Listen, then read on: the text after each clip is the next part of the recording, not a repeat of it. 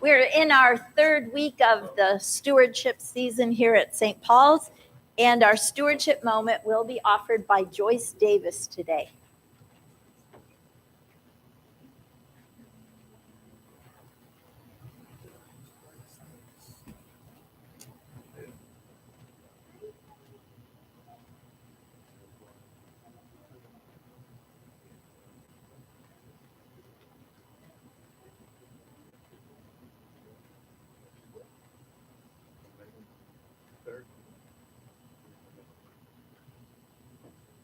Good morning. I'm Joyce Davis, in case you didn't know, and I've been at St. Paul's. It's on.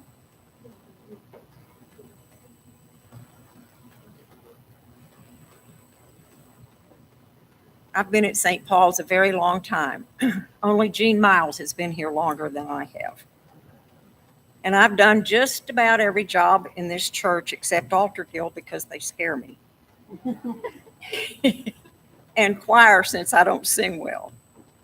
And this particular talk is one job I would have never thought that I would do, but here I am, because I'm the one that used to not come in November because it was pledge month, and we were just barely getting by. So rather than listen to the talks, I just didn't show up. When I came to St. Paul's, our circumstances were fair, and I had the ability to contribute monetarily to our budget.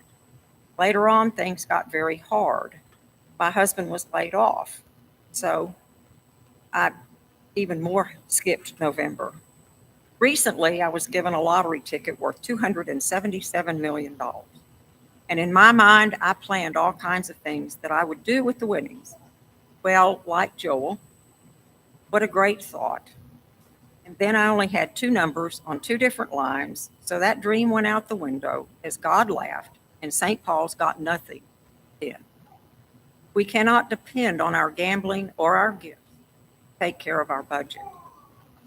And doing this talk was not even close to any list of what I would like to do. And here I am. I simply am going to tell you my journey. I went from being comfortable enough to contribute to the church, knowing in my heart I could. Then things went downhill money-wise. My husband was laid off, my teaching salary couldn't cover our expenses, and we had a child in college, and savings were going down fast. Things were not good in the economy, and houses were not selling, so I couldn't even get rid of the mortgage. Fortunately, my parents could help us out, and we learned to budget really well. And we learned all the things we could do without. Belt tightening was not pleasant, but today it's helped me realize what's really, really important. I realized that choices had to be made. It also made me very aware of how hard it is to admit not being able to contribute money.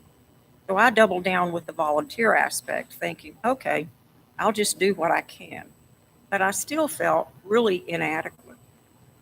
Today, I realized that volunteering is actually helping the church or any organization because those hours are worth on an average of about $33 an hour. Think about what it costs to pay someone to keep the grounds of the church looking nice, the kitchen in the building clean, folding bulletins, serving in some capacity on Sunday mornings, and washing tablecloths, dish towels after a big, and the white robes after we have a big gathering, and all the other things that come up that need to be done. As my circumstances changed, so did I. When determining what I would give to keep the lights on, I was senior warden during a very lean time at St. Paul's, and keeping the lights on was a huge concern, as well as keeping the air conditioning going. I can't tell you how much I prayed over those air conditioners. And I remember not long ago, a young parishioner said to me, I wish I could do more, not only with money, but helping. She had two young children and helped with children's activities. I told her the time would come when her circumstances would change and she could do it. I don't look at the tithing, I look at my finances and determine what I can reasonably give on a regular basis to the church and other groups I love. If you are a tither, I applaud you. I don't know if I tithe. I have some fluctuating income, so what I give depends on that fluctuation. For me, being able to instruct my bank to send a regular check each month after I get my fixed income is so helpful because I don't even get to see money in my account. I started small, and then I thought, well, I'm paying a bill, so I'll just add that bill to my bank. After I do that, I contribute during the year if something needs to be purchased or paid for, and my income will allow that donation. Then I donate. The first time I got that contribution table, it really bothered me because I thought, well, you're telling me how much I have to give. I wasn't a cheerful giver.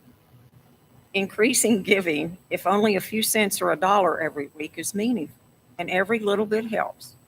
However, being in the pew on Sunday mornings, particularly participating in church activities, greeting visitors and members, and serving in some capacity is also important.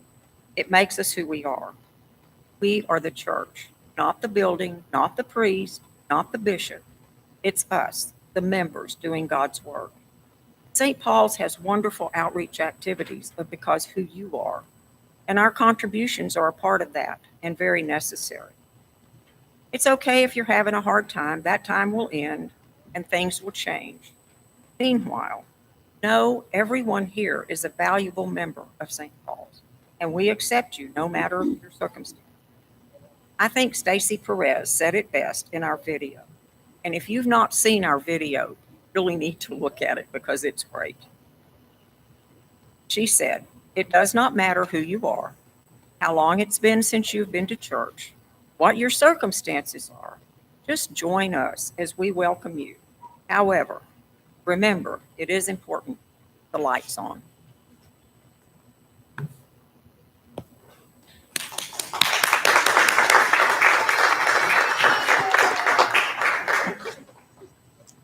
Thank you. We are so blessed when we have children in this service. So all of you parents who are saying, oh my God, just take a deep breath and just say, praise God that we have kids and we can hear their little voices, because there are many, many churches who don't have any little voices, and they are our future. So thank you, Joyce. I want to highlight two things she said: presence and participation. Your presence here on Sunday mornings, especially you little ones, is so appreciated.